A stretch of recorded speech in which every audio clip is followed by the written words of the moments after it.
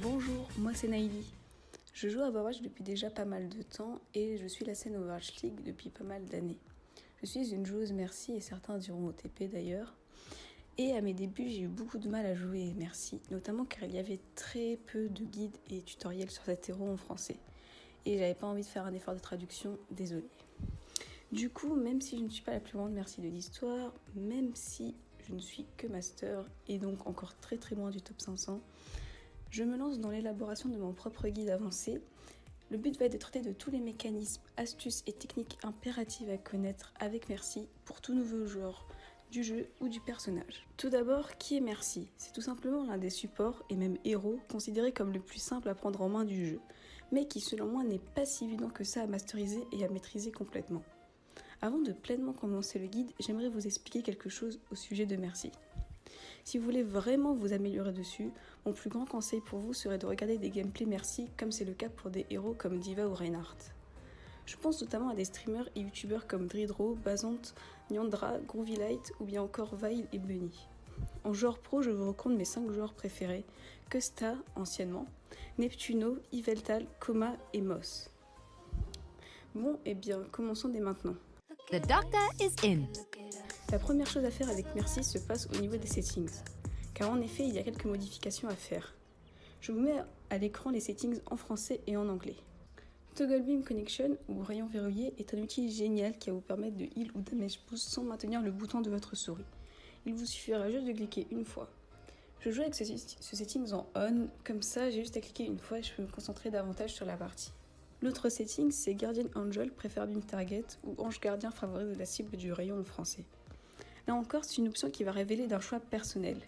Mais ce qu'il faut savoir, c'est que beaucoup de main Merci, dont moi, jouent avec cette option en off.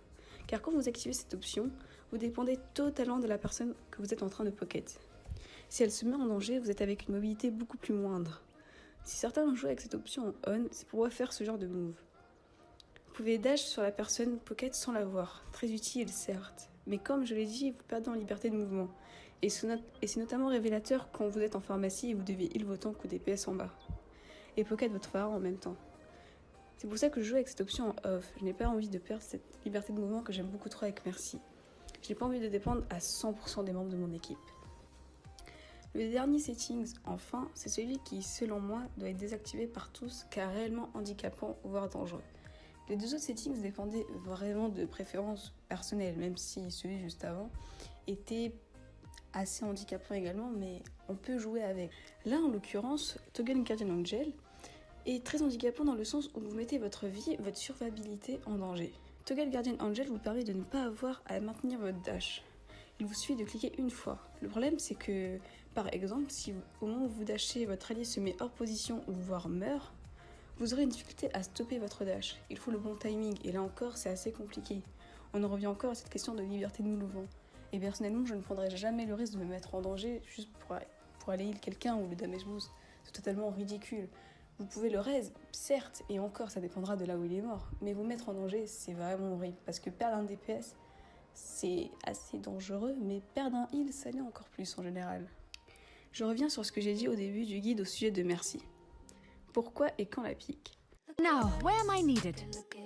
Pour moi, elle reste un héros très flex, et avec une possibilité de carry assez huge si vos tanks et DPS ne suivent ne serait-ce qu'un minimum votre gameplay. Je ne conseille néanmoins pas de la prendre si vous n'avez jamais joué heal ou très peu support et que vous voulez juste feel, car vous risquez de throw terriblement à ne faire que le heal bot qui meurt souvent. Autant prendre Moira ou Ana dans ce genre de situation. Pour moi, il y a encore des raisons pour lesquelles Merci est encore un pick viable et fort. Une méta générale qui se base sur le sustain et les fights longs, avec donc le raise, la charge de val très rapide et le damage boost, mais aussi des DPS de plus en plus forts qui font de plus en plus mal. Ashe, Pharah, mais pas que les DPS. Aussi les tanks comme Sigma, où on est dans une sorte de méta du one-shot en fait. Enfin bref, les raisons de choisir Merci sont multiples, et s'il vous plaît, quand vous voyez une Pharah, une double snipe ou une Ashe, s'il vous plaît, par grand jeu, prenez Merci. Ça ne vous coûtera rien et vous verrez que le damage boost apporte tellement plus à l'équipe. Bon, après cette longue introduction où je vous ai expliqué les grandes modifications à faire sur notre ange, je vous propose de parler plus en profondeur du kit de Merci. Take two and call me in the morning. Le caducé, l'arme principale de Merci. Ce n'est pas réellement une arme, mais vous m'avez compris. Depuis le début du jeu, il n'a pas cessé d'être nerfé, réduisant considérablement la quantité de heal de Merci. passant de 60 HP par seconde à désormais 50 HP par seconde, et je vous jure qu'il y a une réelle différence. Et c'est d'ailleurs pour cela qu'elle est considérée comme trop faible maintenant par beaucoup de joueurs. El Famoso méta toujours plus de shield, toujours plus de heal, toujours plus de damage, toujours plus de tout en fait. Néanmoins, il était tout à fait possible, voire même viable de solo heal autrefois avec Mercy, et c'est là que je vais aborder une partie très importante de son gameplay, la priorité du heal. I'm not a miracle worker. Car oui, comme vous le savez, Mercy ne peut heal qu'une seule personne à la fois, sauf en Valkyrie bien sûr. Et depuis son nerf, vous devez donc prêter encore plus attention à la priorité de heal, étant donné que vous mettez beaucoup plus de temps à heal. Ça peut paraître obvious, mais j'ai préféré de le rappeler. Pour moi, la priorité de heal reste à la fois très situationnelle et très théorique. Si on devait faire un petit schéma, ça donnerait ça. Heal, DPS, puis tank. Bien sûr, je n'ai pas expliqué sur la priorité de soigner votre autre support, mais je veux revenir sur la priorité tank et DPS. Un tank, c'est à minimum 400 HP, et ça peut aller jusqu'à 600. Un DPS, c'est bien plus squishy à côté d'un tank. Alors que votre tank ne conteste pas un point ou ne subit pas la masse de dégâts, pensez à heal vos DPS et avoir un œil sur eux, ainsi que sur votre autre support, qui bien souvent subira aussi des damages, sachant que niveau cam, ils ne vous diront pas souvent s'ils ont besoin de heal. Enfin, pourquoi prioriser le heal sur les DPS et les tanks? Parce qu'en général, une Mercy ne sera jamais en solo heal avec un Lucian ou un Zen, mais plutôt avec une Ana et une Moira. Donc c'est beaucoup plus viable de laisser la Ana ou la Moira heal vos tanks et vous heal les DPS. L'autre fonction du caducé, c'est le fameux clic droit, le damage boost. Personnellement, je considère que c'est la capacité la plus forte du jeu. La matrice de Baptiste, le bongo d'Orisa, le nano boost d'Ana sont des ultimates très puissants, alors que Mercy, elle peut faire 30% de damage boost de manière illimitée. De plus, avec le damage boost, vous chargez bien plus vite les ultimates de vos mates. Le damage boost est très largement sous-estimé par les joueurs Mercy. Pourtant, cette capacité est illimitée et constante, donc contrairement au nano ou à la matrice.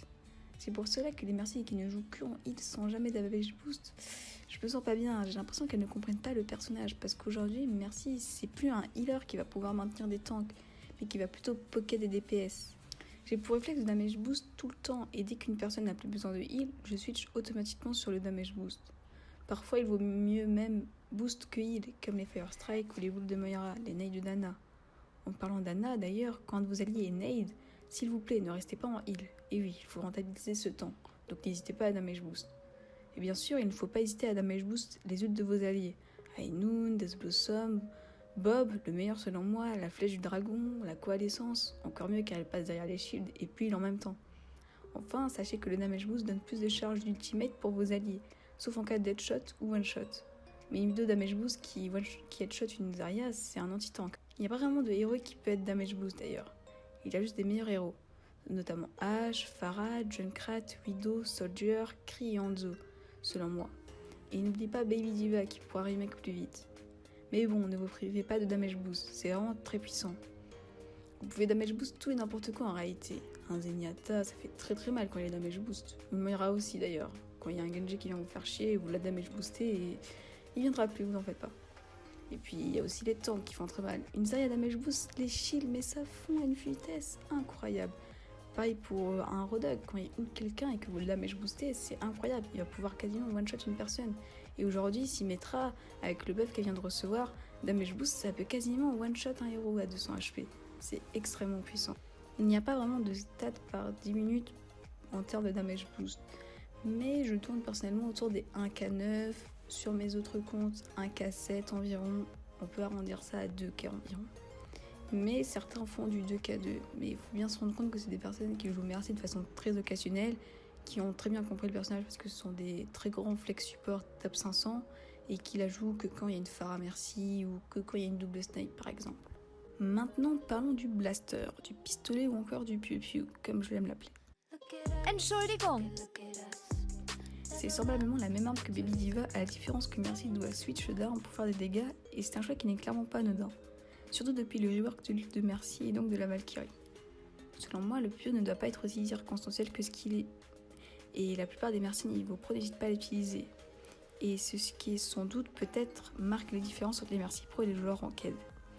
Mais à part si vous voyez une cible très low HP, je vous déconseille quand même le damage boost, ou à part s'il y a une Widow ou un Hanzo qui vous fait un peu chier de loin et que vous pouvez aller chercher sans vous prendre un headshot, ce qui serait ballot.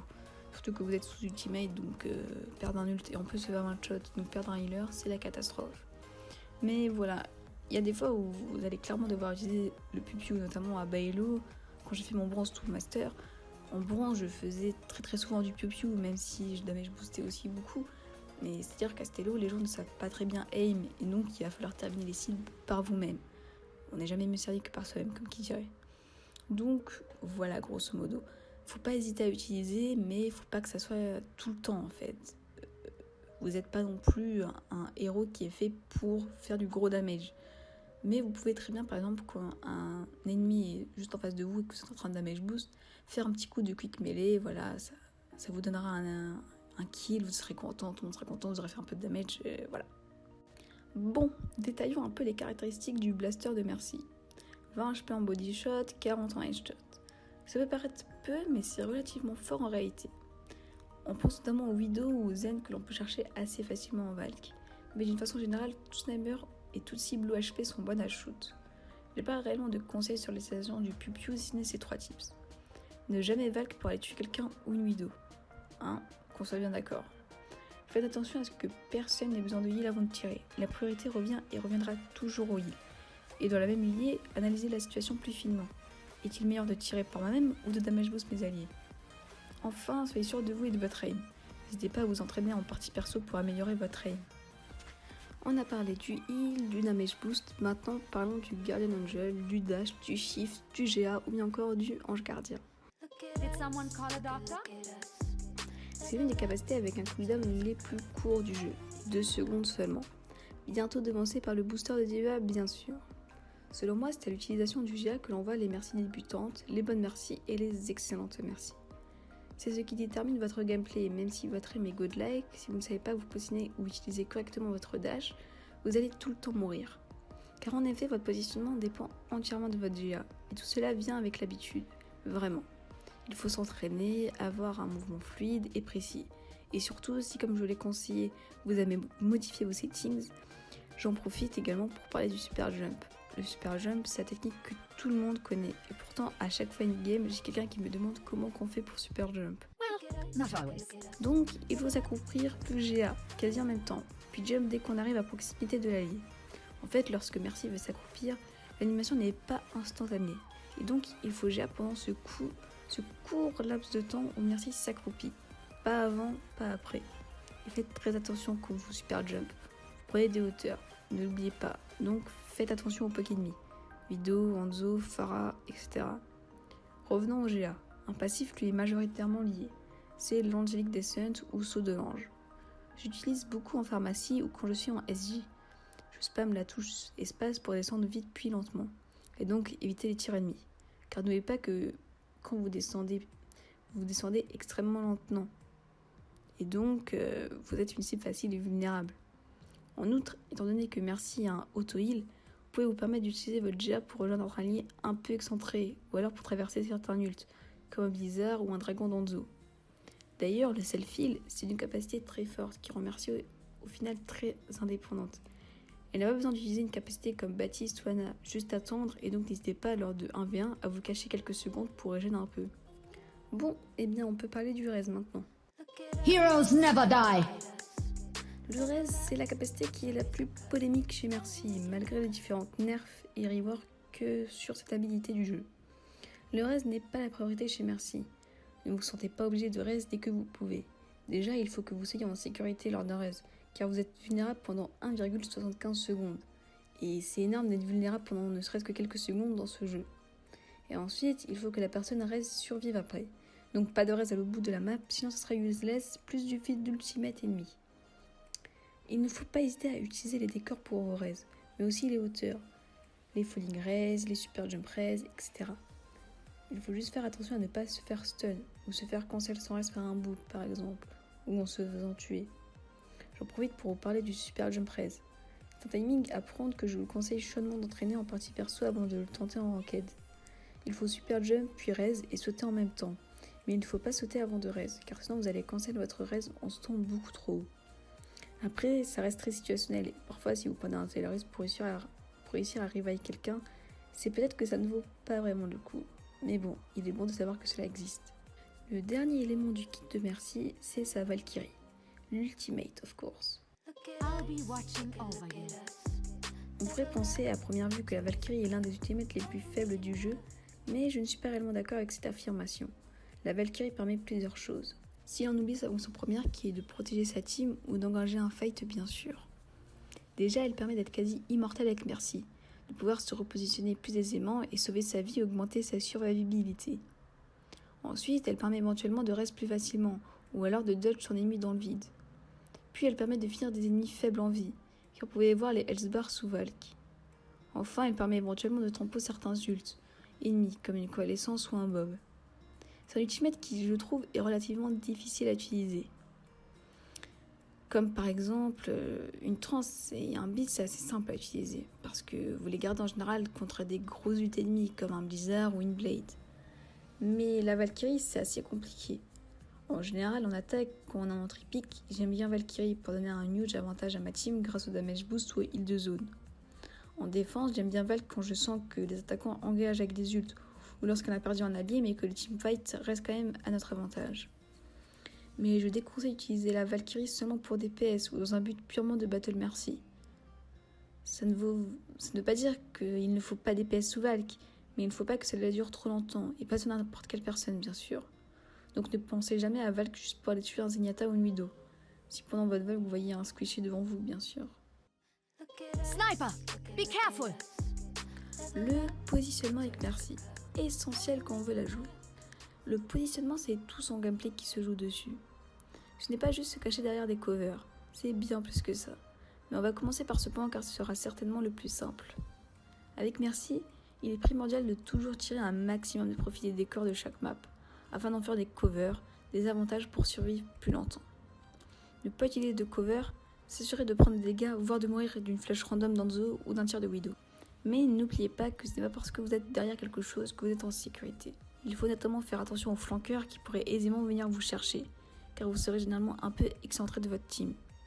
Et par pitié, utilisez toujours des covers lorsque vous les raise, ou alors des ultimates alliés, comme les bombes d'Iva, l'ultimate de Sigma, un dragon, le blizzard de Mei, etc. Mais du coup, quelles sont les autres manières de gérer son positionnement, de mieux survivre? Déjà, c'est de savoir gérer à la perfection son GA, tant mécaniquement qu'en termes de game sense pur. Mais mécaniquement, c'est savoir stopper son GA au bon moment, prendre les hauteurs à l'aide du super jump, etc. Le game sense, c'est savoir où se placer dans quelle map. Savoir que dans cette map, par exemple, il y a un spot où vous pourrez être en sécurité sans que personne ne vienne vous chercher. Ou alors se dire qu'il faut mieux rester derrière son Reign ou derrière sa diva pour pouvoir être sûr d'avoir une protection supplémentaire. Mais le game sense, c'est aussi anticiper ce qu'il va se passer quand vous allez utiliser le GA d'une cible à une autre. Je m'explique. C'est savoir discerner si vous allez pouvoir être dans un endroit safe après avoir utilisé votre GA. C'est se poser la question, si je vole là-bas, serai-je en sécurité? C'est une question dont la réponse n'est pas évidente et demande beaucoup de réflexion. Mais dans un temps très court, bien sûr. Ce n'est pas juste de l'habitude, il faut toujours réfléchir quand on joue Mercy. On ne peut pas la jouer convenablement quand on est fatigué. En outre, une chose importante avec Mercy, c'est le contrôle des hauteurs, notamment en pharmacie, mais pas que. Alors il faut faire attention si en face il y a des snipers. Mais prendre les hauteurs et jouer avec les décors, cela est très fort. Je pense notamment à des maps comme Hollywood, Route 106 ou encore Anubis. La meilleure map pour Mercy selon moi. Ensuite, je pense que c'est une évidence, mais je préfère le préciser tout de même. Mercy est un support. Elle se joue dans le back, hormis en pharmacie ou en pocket DPS. Jouer dans le back, ça vous permet d'être pile par vos tanks, et ça vous permet de pile votre autre support. Et ça vous permet d'améliorer votre vision de jeu, bien sûr. Passons au body blocking avec Mercy. C'est un élément à connaître chez Mercy qui peut réellement être déterminant. Take 2 aspirin and call me in the morning. Qu'est-ce que le body blocking? C'est tout simplement utiliser son corps, sa hitbox personnelle, pour faire office de protection pour un allié, notamment les plus faibles comme les supports ou les DPS à 200 HP. En fait, le body blocking ne peut se faire que si on a une bonne vision d'ensemble, si on est attentif pendant la game. C'est encore plus important dans cette méta où Mei est forte. Le body blocking peut permettre de sauver un allié qui est freeze, en prenant la stalactique à sa place. Mercy est vraiment le héros idéal pour body block, parce qu'étant donné qu'elle peut se régénérer sans avoir besoin d'aide d'un allié ou d'un health pack, ça va vraiment vous permettre d'encaisser des damages, puis ensuite de vous régénérer et de sauver la vie d'un mate, donc pensez-y vraiment. Mercy, en tant que main support, doit pratiquer l'auto-tracking. C'est fondamental pour survivre et faire survivre sa team le plus longtemps possible. teleporter. Pour faire convenablement le jeu de tracking, il faut connaître tous les héros et leur charge d'ult, afin de pouvoir le communiquer avec sa team, et anticiper, organiser un plan de jeu, mais aussi counter les ultimates ennemis. En outre, j'aimerais aborder l'aspect communication avec Mercy, et le rôle de shotcalling selon moi. Car oui, Mercy est un excellent héros pour shotcall. Déjà, n'oubliez jamais de call quand une personne est trop loin ou cachée pour être heal, ainsi que de dire quand vous vous apprêtez à reste quelqu'un, afin d'être shield ou cover par un allié. Et en plus, les gens alt-tab souvent quand ils sont morts, donc ça va m'aider les wake-up un peu. Ensuite, vous pouvez également proposer les plans de jeu et faire part de votre ultra-tracking, afin de mieux engager le futur fight. Enfin, n'oubliez pas de shotcall les cibles à éliminer, notamment lors d'overtime ou de contestation, afin de faire gagner un teamfight et que ce soit beaucoup moins brouillon. Comment s'améliorer durablement avec Mercy ? Powered up. La jouer. Je pense que c'est qu'avec Moira Brigade au final. Ce sont des personnages que l'on considère souvent comme simples, mais qui au final demandent tellement plus de choses à apprendre et tellement plus de pratiques pour vraiment les masteriser. Mercy, c'est un personnage qui repose autant sur une aisance, une facilité, que sur une habitude, ou tout simplement être à l'aise avec le héros. Notamment avec Guardian Angel, qui est un spell qui repose que sur une habitude. À force de l'avoir joué, ça viendra, croyez-moi. Pareil pour quand Raise, quand Val, quand Damage Boost. Il y a certes de la technique, mais la pratique est tellement plus complexe, tellement plus variable. Vous vous rendez compte du nombre de situations what the fuck que peuvent rencontrer les Mercy que quand vous la jouez, et vous apprendrez de vos erreurs. C'est pour ça que je recommande le mode replay d'ailleurs, de vos games ou celui des games de l'Overwatch League tout simplement, afin de mieux comprendre vos erreurs. C'est sans doute et de très loin le meilleur moyen pour s'améliorer. Mais aussi, n'oubliez pas de regarder attentivement vos statistiques. Ça ne veut pas tout dire, mais quand vous mourrez 10 fois par game et que vous avez que 100 damage boost, c'est qu'il y a clairement un problème et qu'il faut vraiment s'améliorer dessus. Regardez point par point quels sont vos problèmes, c'est ce que j'ai fait personnellement. Au début, je ne damage boostais jamais, j'avais peut-être 100 de damage boost par game à chaque fois, allez 300 grand max. Totalement ridicule, maintenant je fais ça en 30 secondes. Et j'ai commencé par améliorer ça, puis j'ai amélioré mes raises, je faisais tout le temps des raises random. Maintenant je sais qu'en raise. Puis j'ai amélioré mes Valkyries et en ce moment je suis en train d'essayer d'améliorer mes stats de mort, en essayant de les passer sous la barre des 3 tout simplement. Comment carry avec Mercy ? Sometimes I'm not sure why I even bother. Une question qui revient très souvent et que l'on me pose souvent quand je joue sur mon compte Fluffy Lama. Parce qu'en général on me dit pourquoi tu fais un compte TP Mercy, et je leur dis parce que je veux m'entraîner à avoir de l'impact. C'est pas que m'entraîner avec le personnage, c'est m'entraîner à être importante, à peser dans la victoire d'une équipe.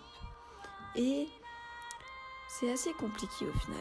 Mais je répondrai que grâce à mon super tuto, vous savez comment bien utiliser votre ultimate, vous savez l'importance du tracking ult, votre survivabilité est améliorée également, vous savez faire du healing une priorité, des bons raises, vous positionnez, vous avez toutes les clés en main pour carry.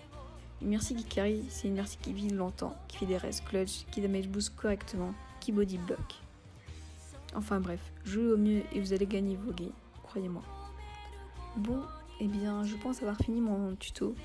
J'espère qu'il n'aura pas été trop long et qu'il vous permettra de vous améliorer sur Mercy, qui est un héros très plaisant à jouer, avec lequel on se sent à la fois très vulnérable mais aussi très fort. Merci d'avoir regardé. N'hésitez pas à débattre dans les commentaires et j'espère sortir des vidéos plus souvent, notamment du gameplay et éventuellement des vidéos des reviews. Merci encore et cœur sur vous les gens. Au revoir. 僕が天使の手